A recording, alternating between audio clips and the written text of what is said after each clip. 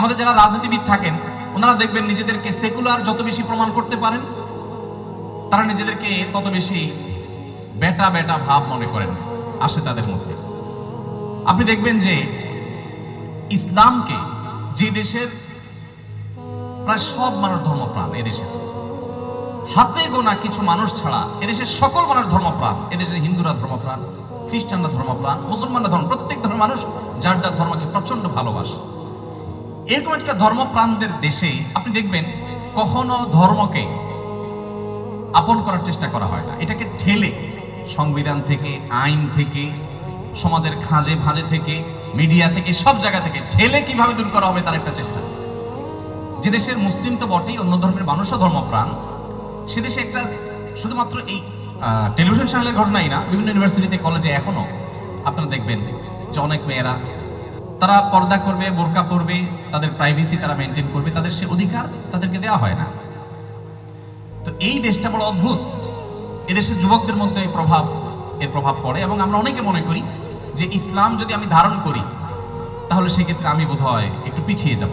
আমার মনে হয় এই জায়গাটাকে আপনাদের জয় করতে হবে, আপনাদের নতুন করে ভাবতে হবে। আমি আশা করব যে আপনারা সে নতুন দিনের নতুন পথ চলা শুরু করবেন।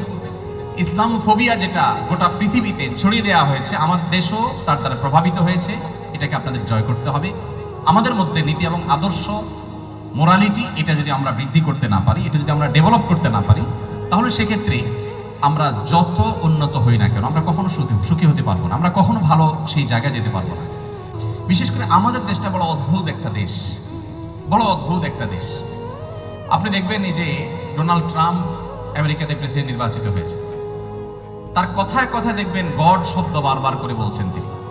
আপনি যদি আমাদের পার্শ্ববর্তী দেশ ভারতের দিকে তাকান, আপনি দেখবেন ভারতের যখন যারা ক্ষমতায় আসেন তারা আমাদের দেশেও যদি আসে, আপনি দেখবেন তারা চলে যাচ্ছে তাদের কোনো মন্দিরে, ঢাকেশ্বরী মন্দিরে, তারা চলে যাচ্ছে পুরাতন কোনো মন্দিরে। আপনি মালয়েশিয়ার প্রধানমন্ত্রীকে যদি দেখেন যে তিনি যখন পশ্চিমে চলে যান তো সে সমস্ত দেশে মসজিদে গিয়ে জুমার নামাজে ইমামতি করেন। আপনি যদি তুরস্ককে দেখেন, আপনি দেখবেন এরদোয়ান তিনি কোনো পাবলিক অনুষ্ঠানে কোরআন তেলাওয়াত করেন, তিনি হাফেজ, এটা নিয়ে প্রাউড করেন। আপনি যদি মালয়েশিয়ার মন্ত্রীদেরকে দেখেন, আপনি দেখবেন তাদের ঘরে বাচ্চাদেরকে তারা কোরআনের হাফেজ বানাচ্ছে, কোরআনের তালিম দিচ্ছে, পাশাপাশি তারা ডাক্তার বানাচ্ছে, ইঞ্জিনিয়ার বানাচ্ছে। আপনি এই দেশটাকে বড় অদ্ভুত পাবেন। এই দেশে আমাদের কখনো ইসলামের কথা বলা যায় না, ইসলামের কথা বললে জাত চলে যায়। আমাদের বুদ্ধিজীবীরা দেখবেন যত বেশি উনি ইসলাম থেকে দূরে থাকবেন তত বেশি উনি বুদ্ধিজীবী, অনেক বড় মাপের বুদ্ধিজীবী হতে পারেন। নামাজ পড়ছেন তো বুদ্ধিজীবী হিসেবে উনি অর্ধেক ওনার লেস হয়ে যায়। মুসলিম আইডেন্টিটি, এটা নিয়ে প্রাউড করবেন, গর্ব করবেন, কখনো হীনমন্যতা ভুগবেন না। বুক উঁচু করে বলবেন আমি মুসলমান, আল্লাহর কাছে একমাত্র মনোনীত দিন ইসলাম। ইসলামের চাইতে আর ভালো কোনো জীবন দর্শন পৃথিবীতে হতে পারে না।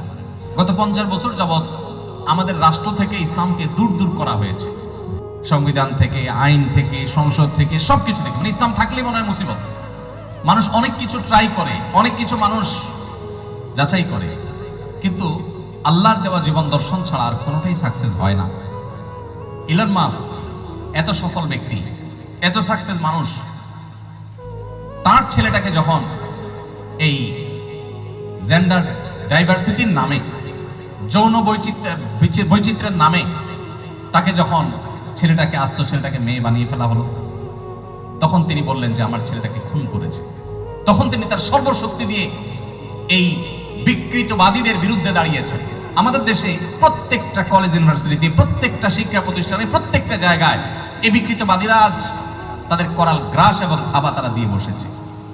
সরকারি প্রতিষ্ঠানগুলো তাদের কাছে নতজানু হয়ে গেছে। এটা গত কয়েক বছর ধরে চলছে, এখনো চলছে।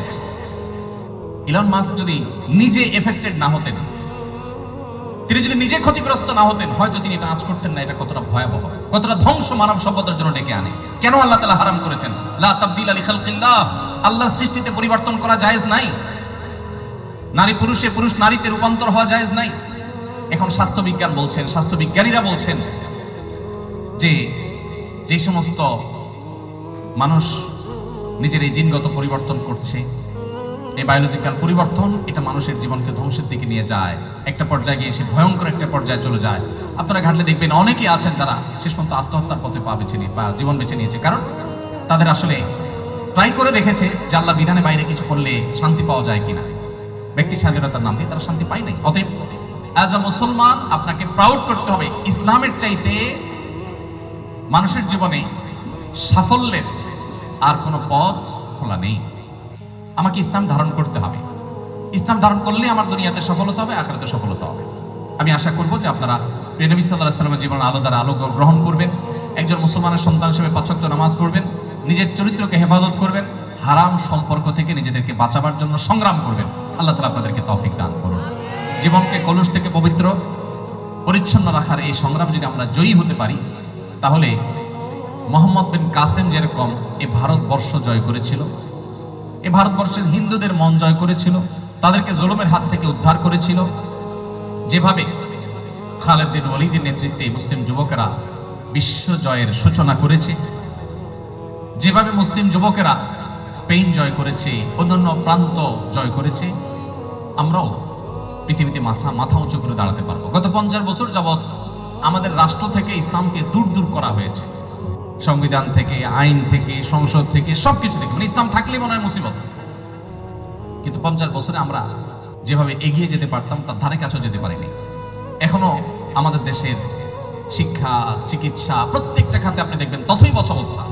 তাহলে ইসলামকে দূর দূর করে আমরা কি লাভ করলাম? এর তুলনায় মালয়েশিয়ানদেরকে যদি দেখেন, তাদের সংবিধানে রাষ্ট্র ধর্ম হিসাবে ইসলামকে খুব গুরুত্বের সাথে জায়গা দেওয়া আছে। পাশাপাশি অন্যান্য ধর্মাবলম্বীদের সম্পূর্ণ অধিকার থাকবে ধর্মচর্চা, সে কথাও বলা আছে। তাদের প্রধানমন্ত্রী কার্যালয়ের সামনে পুত্রাজাতে আমি গিয়েছি, দেখেছি যে বিশাল সুরম্য মসজিদ, পুরা মন্ত্রী পরিষদ এসে সেখানে জামাতের সাথে নামাজ আদায় করেন, তাদের মন্ত্রীদের ছেলেমেয়েরা নামাজ আদায় করেন, তারা আল্লাহ বলেন, তারা এই মসজিদ ইমামতি করেন, সরকার প্রধান মসজিদ ইমামতি করেন, খুতবা দেন যখন বিশেষ করে পশ্চিমে যান। কই তাদের এই ধর্মচর্চা এবং তাদের শিক্ষা প্রতিষ্ঠানে ধর্মীয় শিক্ষা একটা লেভেল পর্যন্ত বাধ্যতামূলক? কই তাদের উন্নতির পথে তো তাদের ধর্ম বাধা হয় নাই। যত বাধা সব দেখবেন এই বঙ্গে। এই বাধাগুলো আপনাদেরকে ডিঙ্গাতে হবে, আপনাদেরকে অতিক্রম করতে হবে। আল্লাহ তাআলা আপনাদেরকে সেই তৌফিক দান করুন।